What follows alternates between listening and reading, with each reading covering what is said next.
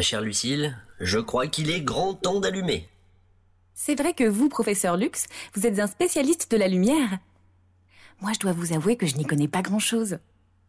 Rien du tout, en fait. À part l'emplacement de l'interrupteur. En parlant de lumière, c'est pas de chance. J'en ai plus de rechange. Il faut dire que chez moi, ça claque souvent. Au contraire, c'est une chance. Je vais pouvoir t'aider à choisir une lampe et t'expliquer les différents types d'éclairage. Professeur, je suis sûre que même vous ne pouvez pas vous y retrouver dans toutes ces nouvelles lampes. En choisir une aujourd'hui, c'est à peu près aussi facile que de construire une fusée pour aller dans l'espace. C'est vrai qu'il y a beaucoup de nouvelles technologies disponibles aujourd'hui. Grâce à elles, nous allons pouvoir réduire notre consommation électrique. C'est quand même pas mal, non? Et puis, tu vas voir que si on prend le temps de bien regarder les emballages, tout s'éclaire. Si vous le dites. J'ai une grande surface pas loin qui ferme assez tard. Ça ne vous ennuie vraiment pas de m'accompagner? Mais pas du tout. Bien au contraire.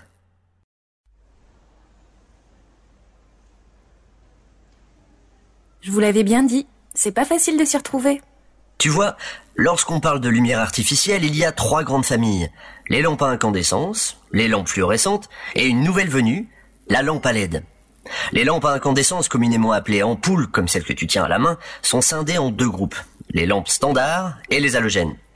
À l'exception des lampes halogènes dites haute efficacité, les lampes à incandescence sont en train de disparaître. Mais pourquoi en fait? Parce qu'elles consomment trop d'énergie, et puis elles ont besoin d'être remplacées très souvent. La preuve. Professeur, voilà un de vos fameux emballages. 2700K, 800 LM, 10 000 on-off, 15 watts égale 65 watts. Je me sens très bête tout à coup, parce que tout ça ne m'éclaire vraiment pas beaucoup. Et pourtant tu vas voir, ce n'est pas si compliqué que ça. Alors dites-moi, 2700K, ça veut dire quoi? As-tu déjà entendu parler de la température de couleur? Ça me dit vaguement quelque chose. C'est quand on parle de couleur chaude et de couleur froide. La température de couleur se mesure en Kelvin. Ah d'accord. K pour Kelvin. Exactement. Mais il faut se méfier. En Kelvin, les couleurs froides ont une valeur plus élevée que les couleurs chaudes. Plus le nombre de Kelvin est élevé, plus la température est froide, bleutée. Un peu comme quand le temps est nuageux. Plus le nombre de Kelvin est bas, plus la couleur est chaude, de jaune comme celle de nos vieilles ampoules à rouge. C'est à l'envers, quoi. Oui, si on veut. Tu vois, c'est comme la flamme d'un briquet. À sa base, là où la température est la plus élevée, elle est bleue. Et elle est jaune-orange là où la température est la plus basse. L'éclairage peut changer la manière dont tu perçois ton environnement, autant psychologiquement que du point de vue de la perception de l'espace. Les températures basses tirant vers le rouge vont baigner ta pièce dans une lumière qui rappelle celle d'un bon feu de cheminée et créer un espace chaleureux, propice à la détente. Un éclairage neutre ou froid réveillera ton attention et sera lui propice au travail par exemple. Alors je choisis combien de K? Ta vieille ampoule, comme toutes les ampoules à incandescence, a une température de couleur de 2700 Kelvin, donc une température chaude. Si tu veux un éclairage chaud, choisis donc une température de couleur maximum de 3300 Kelvin. Et si au contraire tu veux un éclairage plus froid, pour ta cuisine ou ton bureau par exemple, choisis une température de couleur comprise entre 5300 et 7000 Kelvin. Vous aviez raison. Les K, c'était facile après tout. Mais voyons voir si vous vous en sortez aussi bien avec les LM. LM pour lumen. C'est la quantité de lumière émise par seconde. Alors, pour comprendre ce que l'on définit par flux de lumière, je vais prendre l'exemple d'une pomme de douche. Sur une pomme de douche, on peut calculer la quantité d'eau déversée en 1 seconde, en mètres cubes. Eh bien, c'est le même principe. La quantité de lumière émise en 1 seconde va se calculer en lumen. Pour te donner un point de repère, prenons ta bonne vieille ampoule à incandescence. Une 40 watts faisait 410 lumens. Une 60 watts, 700 lumens. Une 75 watts, 920 lumens. Et une 100 watts, environ 1320 lumens. Une lampe qui fait 760 lumens éclairera donc aussi bien que ton ampoule de 60 watts, même si elle ne consomme que 12 watts. Donc les watts ne sont plus vraiment importants. Ce qu'il faut que je regarde, ce sont les lumens. C'est ça. Et c'est ce qui explique pourquoi tu trouves cette équivalence. 15 watts égale 65 watts sur ton emballage. Donc si j'ai bien compris, la lampe utilise des watts pour fonctionner, et une lampe efficace, c'est une lampe qui fait beaucoup de lumens en consommant le moins de watts possible. Alors maintenant, je suis super calée en lumière, mais je ne sais toujours pas quoi prendre pour remplacer mon ampoule. Dans une pièce à vivre comme ton salon, je pense qu'une lampe fluo-compacte comme celle que tu as là fera très bien l'affaire. De la famille des lampes fluorescentes, c'est bien ça? Tout à fait ça. Le tube fluorescent, qu'on appelle souvent à tort néon, existe depuis 1930. Sa petite sœur, la lampe fluocompacte, est née en 1980. On leur a reproché un éclairage blafard, de mettre du temps à s'allumer, de mal supporter d'être allumé, puis éteindre trop fréquemment, de ne pas être disponible dans des formes assez variées, et j'en passe. Mais elles se sont beaucoup améliorées et offrent surtout deux gros avantages. Elles consomment très peu et ont besoin d'être remplacées beaucoup moins souvent. La lampe basse consommation, comme on l'appelle parfois, consomme 4 à 5 fois moins d'énergie qu'une ampoule à incandescence et dure au moins 6 fois plus longtemps.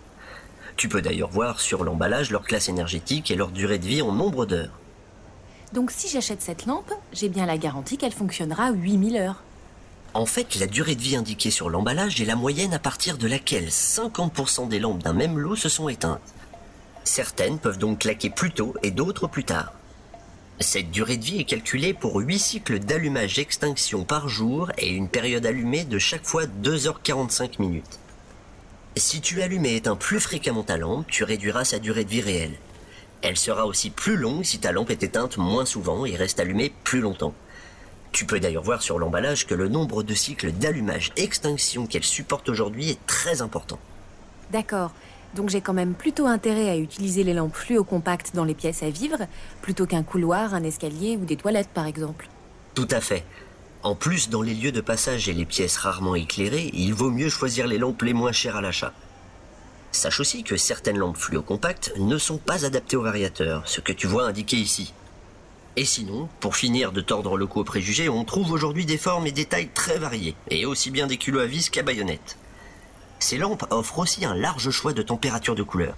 Il est d'ailleurs intéressant de faire le choix d'une lampe fluocompacte de température de couleur intermédiaire ou froide dans les endroits où une telle lumière est plus en harmonie avec la pièce ou avec son utilisation. C'est le cas d'une cuisine ou d'un intérieur contemporain par exemple. En bref, la gamme actuelle de lampes fluocompactes permet de remplacer facilement la majorité de nos vieilles ampoules à incandescence. Et je vais faire des économies ? Oui, grâce à leur longue durée de vie et leur faible consommation énergétique, elles sont vraiment plus économiques.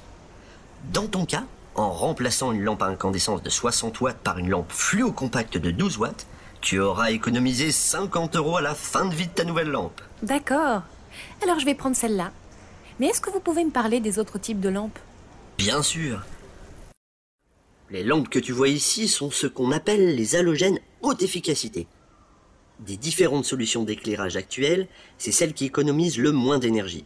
Seulement 30 à 50%. Ah bon ? Alors pourquoi on les achèterait alors ? Parce qu'elles offrent la plus belle des lumières disponibles. Avec elles, les couleurs ressortent plus vives et plus chaleureuses. Elles fonctionnent comme les ampoules classiques, mais ont tout de même une durée de vie 2 à 3 fois supérieure et consomment moins. Les lampes halogènes ont toutes la même température de couleur, plutôt chaude à 2800 Kelvin, et peuvent toutes fonctionner sur variateur. Vous avez des conseils pour leur utilisation ? Les lampes halogènes, chaudes et flatteuses avec les couleurs, sont idéales pour un coin repas ou une chambre à coucher par exemple. L'excellent rendu des couleurs des lampes halogènes est utile aussi pour mettre en valeur un tableau, ou par exemple devant ton miroir lorsque tu te maquilles. C'est vrai que là, il vaut mieux éviter les surprises. Par contre, à cause de leur température de couleur chaude, elles ne constituent pas la meilleure solution esthétique dans les endroits où une lumière neutre ou froide est plus en harmonie avec la pièce ou son utilisation. Et alors, vous parliez tout à l'heure d'une troisième famille, les lampes à LED. Elles sont aussi efficaces ? Potentiellement, les lampes à LED sont les lampes d'avenir en termes d'efficacité et de confort. Et elles fonctionnent comment ? Les lampes à LED émettent de la lumière à partir de composants électroniques que l'on appelle les diodes électroluminescentes. C'est une lumière électronique que l'on retrouve aussi bien pour le rétroéclairage des écrans de télévision dernier cri que sur nos téléphones portables. Mais pourquoi vous dites que ce sont des lampes d'avenir ? Parce qu'une lampe comme celle-ci, qui ne consomme que 12 watts, produit autant de lumière qu'une lampe à incandescence de 60 watts. Rien que pour cette lampe, l'économie d'énergie annuelle se chiffre à plus de 5 €. En plus, les lampes à LED ont une durée de vie très longue, 25 fois supérieure à celle de ton ampoule. En moins de 5 ans, tu auras remboursé le prix d'achat de ta lampe à LED. C'est la lampe la plus performante pour protéger notre environnement. Mais au niveau de la qualité de la lumière, elles sont aussi performantes ? Il faut se méfier. Car encore plus qu'avec les autres technologies de lampes, on peut trouver tout type de qualité dans les lampes à LED. Avec un produit de bonne qualité, la lumière sera elle aussi de très bonne qualité. Mais bon nombre de produits présentent de réels défauts. L'idéal est d'abord d'essayer une référence de lampe chez soi avant d'en acheter d'autres. Et une mauvaise expérience ne doit pas condamner à tes yeux la technologie dans son ensemble. Enfin, il est à noter que tous les modèles de lampes à LED ne sont pas compatibles avec les variateurs. Il faut bien vérifier sur l'emballage.